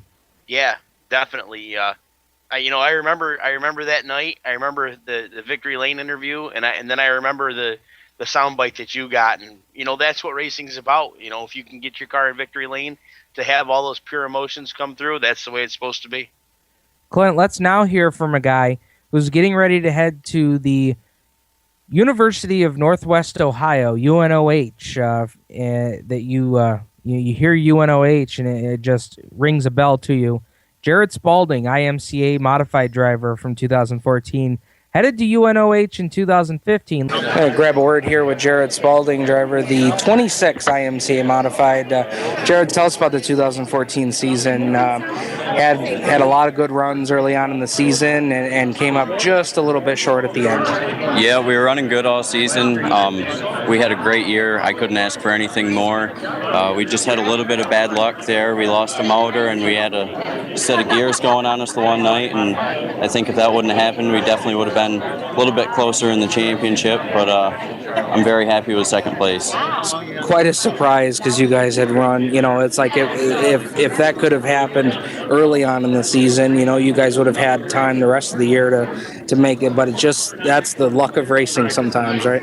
Oh yeah, you can't fight it. It's always going to happen one way or another, but definitely would have been nice to have it happen a little bit earlier in the season so we could have maybe tried a little bit harder, but then again, we could have gone a little bit harder in the beginning of the season. So, you had great runs all season long, but someone else that had some good runs and improved all the way through the season was Nicole. Tell us about her development as a driver. Yeah, she did pretty good last year for her first year. She definitely showed potential, and next year she's going to be in the car that I was in this last year, and I think she's going to do very well in it. We're going to have her running just as good as I did. Talk about, talking plans for next year. Talk to us about what's happening. For me, I'm actually attending UNOH, University of Northwestern Ohio, and I'm going for high performance motorsports, and I'm very happy with the school, and the school has their own race team of open wheel modifieds and dirt stock cars, and I was fortunate enough to get on the team, and I'm going to be doing racing with them. Every week I work with them in the shop, and then when I get a chance, I'm going to run my own car in UMP modifieds. That's awesome. So it's a situation where you're going for your education, you get to work on all this stuff, and then you get to go out and race it too. Yeah, it's almost kind of like a dream. I'm working in a shop in the morning, and then I go to the class in the afternoon, and I'm doing what I love. And then on the weekends, if I get time to do my own racing with my own car, then I'm going to do that, and I couldn't ask for anything more than that. How about that, Clint? What a deal there for Jared Spalding, IMCA modified driver. goes to UNOH, is going to have a chance to work on these cars and race them. How cool is that?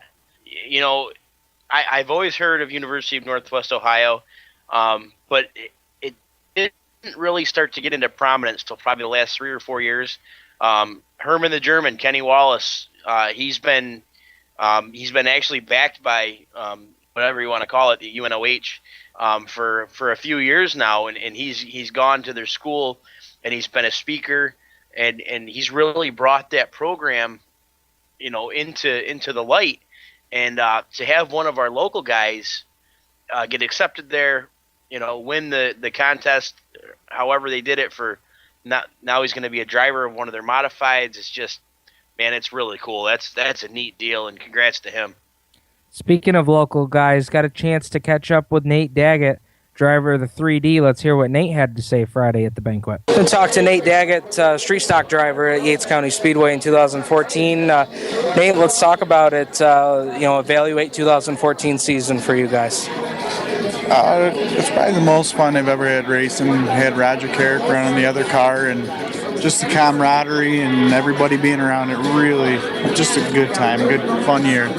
It's kind of a flashback to the old days when you or I were too young to remember what was going on. Yeah, that's, even the one night he won, I run second. People said comments to me and whatnot, and I said, you don't understand. It was just neater than hell. I was more excited than he was when he won. So really good time. It's not too often you can get Roger Carrick speechless, but he really didn't know what to say to me when I talked to him in Victory Lane. Wow, he wasn't sure if he could swear or not, so that really tones his vocabulary down. Yeah, that's true. How's things looking for 2015? I know you guys made a lot of progress on that chassis you guys had this year. Yeah, new sheet metal and go race, and really no major changes. Just go back there and see what we can do. Roger coming back as well? Yep. All right. Good deal. Well, it was always good to get a word with you here, and enjoy the rest of your night. Well, there was Nate Daggett talking about 2014 and their 2015 plans. Clint, we'll get into some more interviews and discussion here on the other side of the break. You're listening to Turn 5 Live on the Performance Motorsports Network. Motorsports Sales Professionals. Scorpion Radio Group Incorporated's Performance Motorsports Network is looking to build a team of experienced media sales professionals to represent our motorsports programming to the industry's top companies, magazines, and racing series. If you have motorsports sales or marketing experience, know how to work with agencies, understand social media, and are incredibly creative when it comes to working with clients and promotions, then we want to hear from you. Top performers are richly rewarded. Your imagination is the only limit here. Call 717-749-0444 or email Sue at scorpionradiogroup@gmail.com. That's 717-749-0444 or email Sue at scorpionradiogroup@gmail.com. Here's an important message from RAD and this station.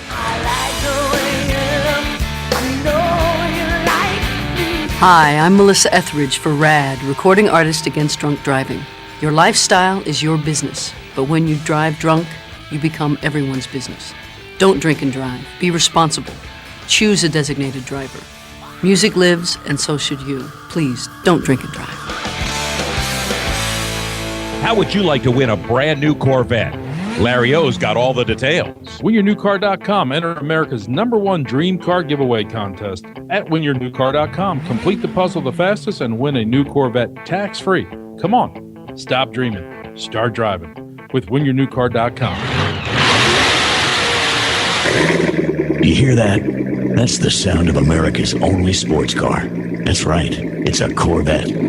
But not just any Corvette. It's your Corvette. It's that who cares if there's traffic part of your day. And this can be you when you come to Cooper Corvettes. With 60 years of Corvettes to choose from, there's always a Corvette in your budget. And they'll service any Corvette you bring in. Cooper Corvettes on Route 1 just north of Quantico and Triangle. Call, click, or visit CooperCorvettes.com. Hi, this is Jens Scott from Summit Point Kart in Summit Point, West Virginia. If you're looking for a real racing experience on a real racetrack, come out to Summit Point Kart this weekend. For as little as $25, you can get your racing career career started. New this year, Summit Point Kart offers the RX 250 capable of over 75 miles an hour. We're open every Friday from 5 p.m. till 9 p.m., Saturday from noon till 10 p.m., and Sunday from noon till 9 p.m. For more information, go to our website, summitpointkartwithak.com, or you can call us at 304-725-5270. Summit Point Kart, your East Coast karting center. In the race of everyday life, it's nice to have the green flag. But drivetrain problems are the pits. A fully remanufactured engine, transmission, or differential from Jasper Engines and Transmissions costs less than a new vehicle and comes with a 3-year, 100,000-mile nationwide transferable warranty. See JasperEngines.com for details and get the green flag in your race of everyday life. See the boys at Chandler & Sons Automotive, 45977 Old Ox Road in Sterling. Give them a call, 703-437-7300. Creekside Entertainment is the official DJ and photo booth of Turn 5 Live. Stuart Ovens and his staff at Creekside Entertainment are sure to provide you with the very best DJ and photo booth entertainment on the market in the Finger Lakes. Call Stu at 315-481-9700 or CreeksideEntertainmentDJ.com. Book your party or photo booth with Creekside Entertainment today. Now back to the Larry, Curly, and Moe of Dirt Track Racing. Big Poppy, Clint Miller. Ho, ho, ho, Steve. Ho, ho, ho, here at the poorhouse. Alongside to my left, we got B-Rad. What's up? Yeah, there we He's go. He's going to have his hands full tonight, I'm afraid. Everybody's feeling frisky tonight. Steven, Clint, and Brad. Welcome back, race fans, to Turn 5 Live here on the Performance Motorsports Network. Getting ready to wrap up another episode here on PMN. And Clint, there's been a Belnado come through the Casa de Pork Chop Studios here. So, in case anything crazy happens here, we've got our Turn 5 Live mascot Belnado ready to attack and pounce here at a moment's notice. So let's get back into some more interviews from Friday night. Let's get into some of the championship interviews with your track champions for the 2014 season, and we'll start it off with Scott Bradley, who is the track champion of the 4-cylinder division. Well, you had some good runs, and you had a fast car. You kept them all at bay. You pretty much ran up front almost every week. Yeah, that was the trick this year. We had a lot of close, hard, clean racing, and it's a good bunch of guys to race with. It was a lot of fun. Well, you guys sometimes were 3 and 4. Once in a while, 5 wide. You're just battling through the pack to get to the front. Oh yeah, it's that's what makes the class fun. You can get away with that with the 4-cylinders and just run door to door, lap after lap, and they're a lot of fun to race. Week in and week out, very competitive action out on the racetrack. Yep. Thank everybody, especially my wife Tammy, for putting up with us all these years. Okay, congratulations. Good job. All right, thank you. There's your. All right, there was Scott Bradley, driver of the 23 4-cylinder ride, and that was a guy right there that had a fast car every week, and on most nights ran the car in a higher line than anybody else on the racetrack. I still don't know how he was able to get that car tuned up so fast on the outside of turn 2, because when you come off of turn 2, Clint, that wall comes up on you real quick. Rather fast. I've been there, done that, and yeah, he was definitely a half, 3/4, even a full lane higher than most everybody else on any given Friday. Matter of fact, Clint, come to think of it, my last race on the dirt ended in the turn 2 fence at Black Rock Speedway. Oh, man. Yeah, something about coming off a 2 at full speed and the right front tire gives out. I don't know. I don't understand it. But fortunately enough, we were just putting that car out of its misery. That car was bent all to you-know-what. But speaking of a guy whose car was not bent all to you-know-what, Darryl Ruggles, your 305 Sprint champion in 2014.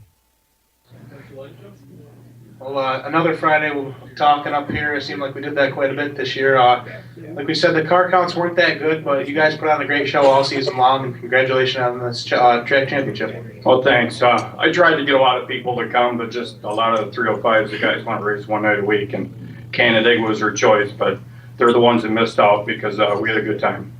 Absolutely. You guys put on a great show, and how about my hand one more time for your 305 Sprint car?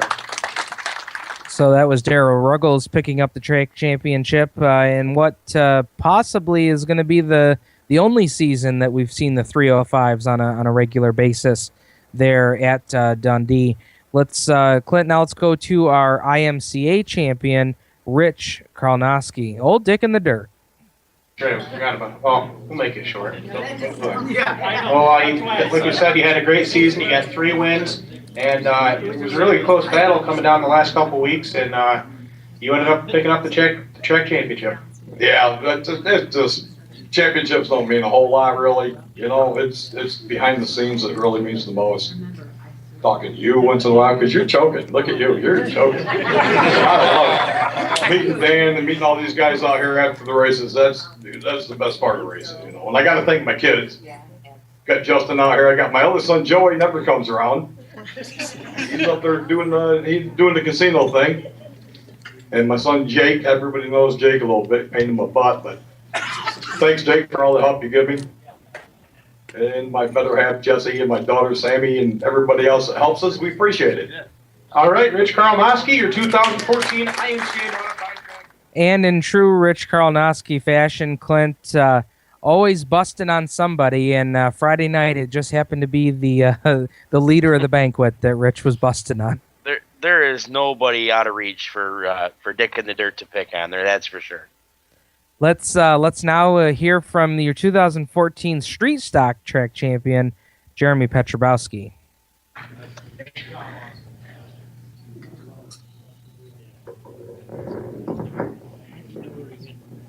Jeremy, up and down season. It started off a little on the rough side, but you pulled it off at the end on the final night of action.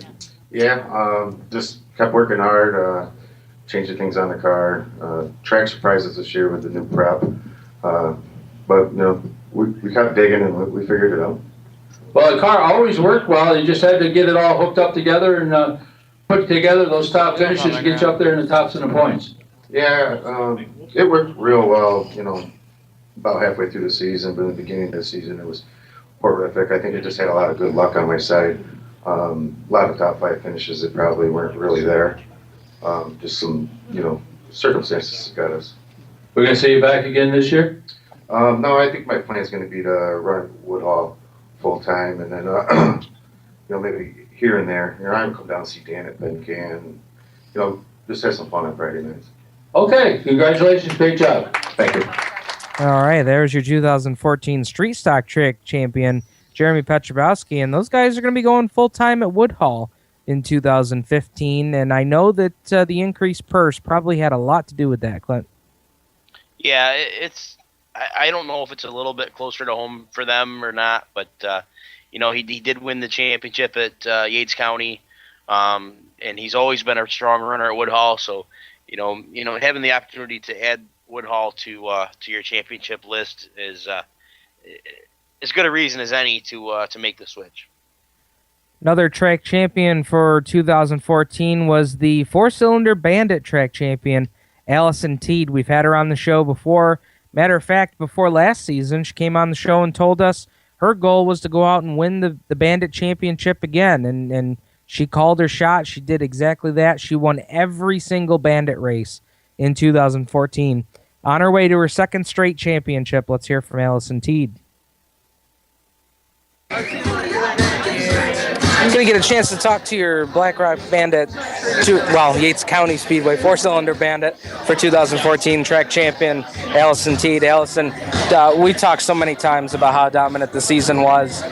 Told us tonight in the speech that you guys are going to be going street stock racing. I know you got to be excited about that. I'm really excited. I hope I start off with a good season.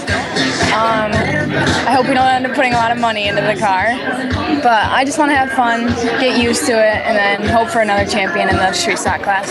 Going to be primarily Dundee we're going to see, Yep, we're going to focus on Dundee till I get used to the car and then start going other places. Have you been behind the wheel of that, even, down the road or anything like that? I've never even sat in the car. All right. So I'm sure practice night on April 10th is something you guys will have circled on the calendar. Yes, it is. I know you got a great crew behind you, Mom and Dad with you tonight, and all the host of sponsors. Yep, I couldn't thank them again. Chris McCann for letting me run the car for all the years I have. And my grandpa, of course, letting us use the garage, and my sponsors. Well, we'll look forward to seeing you on April 10th, first time you get behind the wheel of Street Stock. Thank you. All right, that's Allison Teed, 2014 four-cylinder Bandit track champion. Let's talk about Allison Teed for a second here, Clint. This is exactly what they created the Bandit division for, and Allison is a perfect example. This is a youth division, ages 12 to 16 years old, that get to run in a full-size race car. Ford Mustang body typically is the four-cylinder Bandit car that's most commonly used. But they get to sit down in a full-size race car at the youngest age of 12. And for somebody like Allison, I mean, she's got a lot of other priorities on top of the racing. And that even showed on Friday night at the Banquet. She came to the Banquet, but was a little bit late. She's a starting point guard for her high school basketball team. So she had to go play basketball in a game which, by the way, they won, and then comes out to the Banquet and celebrates with everybody. So just kind of goes to show you how great that division is. I'm glad that Mike and Sue are going to continue on with the Bandits going forward. Not exactly sure what we're going to see going forward as far as car counts go. We're actually working on a Race Chaser Online feature about the Bandit division. So we'll see how that plays out. But just the Bandit division is just a neat concept that you don't see everywhere you go. Yeah, for sure. I believe that this the Bandit division started with an idea that Sam and Lynn Huff had. I believe, not positive, but just think of some of the names that have come out of the Bandit division over the years. Matt Shepard, he was always he ran Bandits. That's where he got his start. The likes of Brady Foltz, Serenity, and Trevor Sutherland. They don't race anymore, but they had decently successful sportsman careers when they raced. Serenity ran good in the truck. It's just a stepping stone if you want to get into the racing business.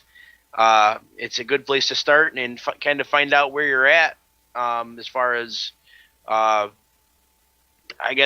far as how you're going to do and how you're going to run it. Well, Clint, as we get ready to close out tonight's show, we kind of forewent buy or sell tonight so we could get our 2014 track champions on the air tonight. Let's go to our question of the night on the Turn 5 Racing Podcast page and at Turn 5 Podcast on Twitter. What do you think it's going to take in 2015 to win the Modified Track Championship? Is it going to be a 358? Is it going to be a big block, or is it going to be a 370? And honestly, Clint, the answers seem to be kind of all over the board tonight. Some guys think it's going to be a big block. Here was the funniest answer that we got tonight. Whatever the Hurricane has between the rails of the 7X, that's what they think is going to win. So we'll see just exactly what happens there. Want to thank everybody for participating in that tonight. We've got a few minutes left in the show tonight before we close out. So let's kind of go over that. Clint, I'm curious what you think about the engine package. What's it going to take this year? I'm gonna, boy, I don't know. There's a lot of factors though. Engine package, but then you put your engine package, whether if you're gonna run sail panels or not. There's just did they decide if they were gonna run sail panels? I guess would be the first thing that Sail panels are optional, so you okay. You can run them or you don't have to. Okay, well, there you go again. Eric Fisher comes over here with his 370 and runs the sail panels. He's going to be fast. He's going to be tough to beat. Brady Foltz is going to be tough to beat. Steve Payne, I don't think it matters what he runs over here. He's won over here with without the sail panels, and with the experience that he has and the Hig Fab chassis that he's running. He's going to be tough to beat. Derek Pazziato. I was just going to say D-Pods. Yep. I mean, he ran so strong in those specials this past year. he did, and if he could keep his nose out of trouble, he had top 5 finishes in both. He didn't finish one of them, but he was running in the top 5 when he had trouble. So it's a crapshoot. It is. We're hoping to have him on the show maybe next week. Yeah, we're looking to have Derek on the show next week. I would really love to have him on. One of our local guys here, right from Penn Yan. So that would certainly be exciting, and hopefully we're able to do that. Clint, that's going to do it for tonight's episode. I want to thank everybody for participating in the conversation. I want to thank Joe Wilcox from Joe Wilcox Performance Automatics for joining the show. We'll see you next week with hopefully some local modified stars here looking to race at Black Rock Speedway in 2015. Thank you, folks, for listening to Turn 5 Live here on the Performance Motorsports Network.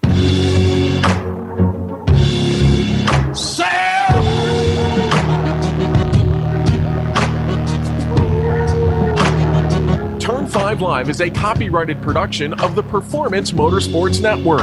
PerformanceMotorsportsNetwork.com is a member of the Scorpion Radio Group Incorporated and may not be rebroadcast, replicated, or saved in any media without the explicit written permission of PMN. The opinions expressed on this program are those of the host, co-host, and guest, and do not necessarily reflect those of the management and ownership of either the Performance Motorsports Network or Scorpion Radio Group Incorporated, the advertisers, or marketing partners. Thank you for listening to Turn 5 Live. You can listen to Turn 5 Live every Tuesday night right here on the Performance Motorsports Network. Stay tuned for more great PMN programming.